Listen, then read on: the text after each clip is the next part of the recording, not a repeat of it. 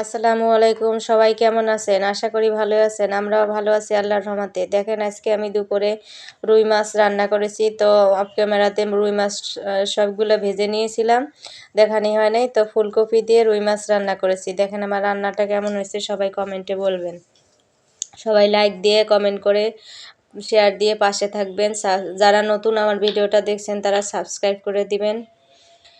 তো দেখেন আমার রুই মাছের কালারটা কেমন হচ্ছে। বেশি ঝোল রাখবো না, এই জন্য হচ্ছে একটু ফুটিয়ে নিচ্ছি। আর হচ্ছে বাচ্চারা আবার মাছ খেতে চায় না কাটা, ওই জন্য ডিম রান্না করেছি বাচ্চাদের জন্য। তো এই দেখেন আমি বাচ্চাদের জন্য ডিম রান্না করেছি। তো ডিমটাও কেমন হয়েছে সবাই কমেন্টে বলবেন।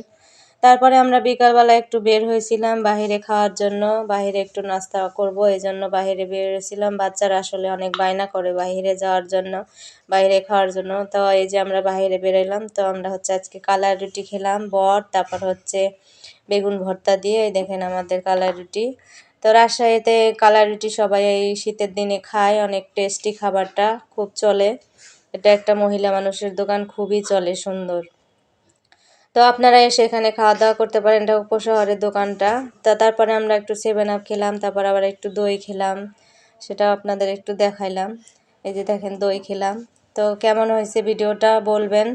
তারপরে হচ্ছে পরের দিন বিকালবেলা আমরা হচ্ছে চা বানিয়েছিলাম, চা খাওয়া হলো। তারপরে হচ্ছে বাচ্চাদের জন্য বাদামের চকলেট বানিয়েছিলাম, সেটাও একটু ভিডিও করে দেখাইলাম আপনাদের। বাদামটা ধুয়ে নিলাম, প্রথমে বাদামটা ধুয়ে নেওয়ার পরে পরিষ্কার টানা দিয়ে মুছে নিয়ে শুকনা করে তারপর হচ্ছে চিনি শিরা করে ওর মধ্যে ঢেলে দিলাম। যেসব বাচ্চারা বাদাম খেতে চায় না তাদের জন্য এভাবে করে আপনারা বাদামের চকলেট বানিয়ে দিতে পারেন, তাহলে বাচ্চারা মজা মজা করে খাবে।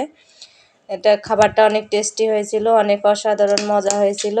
আপনারা এভাবে বানিয়ে বাচ্চাদের দিতে পারেন। তো সবাই ভালো থাকবেন, সুস্থ থাকবেন, আমাদের জন্য সবাই দোয়া করবেন। শীত আসতেছে, শীতে যেন আমরা সবাই ভালো থাকতে পারি, সুস্থ থাকতে পারি, সে দোয়া করবেন। আমার বাচ্চাদের জন্য দোয়া করবেন, বাচ্চারা যেন ভালো থাকতে পারে, সুস্থ থাকতে পারে। বাচ্চাদের সামনে পরীক্ষা, ফাইনাল দুইটারই সবাই দোয়া করবেন। তো সবার জন্য শুভকামনা রইল। আসসালামু আলাইকুম।